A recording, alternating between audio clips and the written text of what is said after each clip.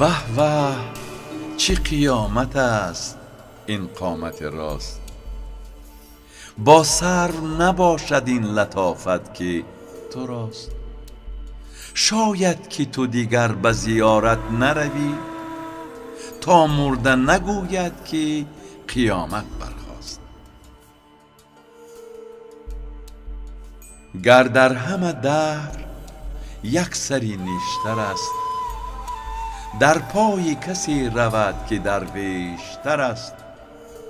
با این همه راستی که میزان دارد، میلش طرفی بود که آن بیشتر است. تا یک سری موی از تو هستی باقی است، اندیشه کار بت پرستی باقی است. گفتی بت پیندار شکستم رستم، آن بت ز تو پیندار شکستی باقی است. دادار که بر ما دری قسمت بگشاد، بنیاد جهان چنین که بایست نهاد. آن را که نداد از سبب خالی نیست، دانیست که سر بر خر نباید داد. ما را به چه روی از تو صبوری باشد، یا طاقت دوستی و دوری باشد. جایی که درخت گل سوری باشد، جوشیدن بلبلان ضروری باشد. دانی که چرا بر دهنم راز آمد، مرغ دلم از درون به پرواز آمد. از من نه عجب که آهنی رویین تن، از یار جفا دید و به آواز آمد. از هر چه کنی مرهمی ریش اولاتر، دلداری خلق هرچه بیش اولاتر. ای دوست به دست دشمنانم مسپار، گر می کشیم به دست خویش اولاتر. گر دست دهد دولت ایام وصال، ور سر برود در سری سودای محال. یک بوسه بر این نیمه خال دهمش، از رویش و یک بوسه بر آن نیمه خال. تا دل ز مراعات جهان برکندم، صد نعمت را به مینت نپسندم.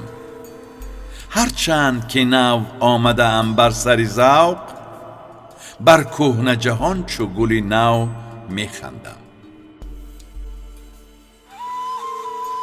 شبهای دراز بیشتر بیدارم، نزدیک سحر روی به بالین آرم. می پندارم که دیده به دیدن دوست، در خواب رود خیال می پندارم.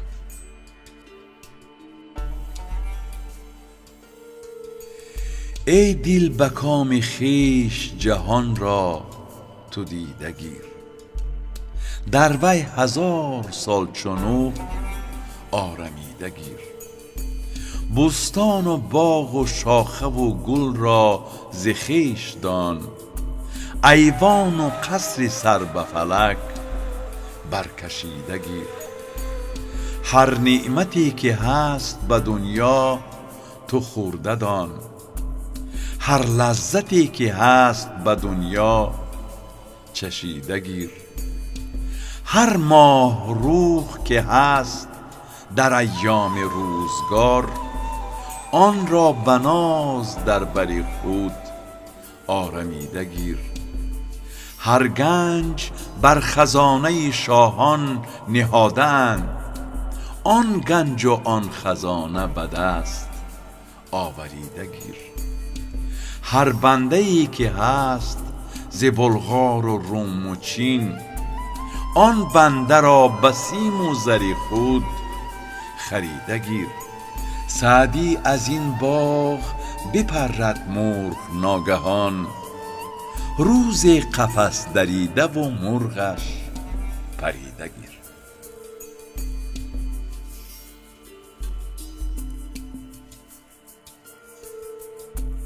عمرها در پی مقصود به جان گردیدیم، دوست در خانه و ما گرد جهان گردیدیم. خود سرا پرده قدرش ز مکان بیرون بود، آن که ما در طلبش جمله جهان گردیدیم. همچو بلبل همه شب نعره زنان تا خورشید، روی بنمود چو خفاش نهان گردیدیم. گفته بودیم به خوبان که نباید نگریست، دل ببردند و ضرورت نگران گردیدیم. صفت یوسف نادیده بیان می کردند، به میان آمد و بی نام و نشان گردیدیم. رفته بودیم به خلوت که دیگر می نخوریم، ساقیا باده بیده که سری آن گردیدیم. تا همه شهر بیایند و ببینند که ما پیر بودیم و دیگر باره جوان گردیدیم. سعدیا لشکر خوبان به شکار دل ما، گم میاید که ما صیدی فلان گردیدیم.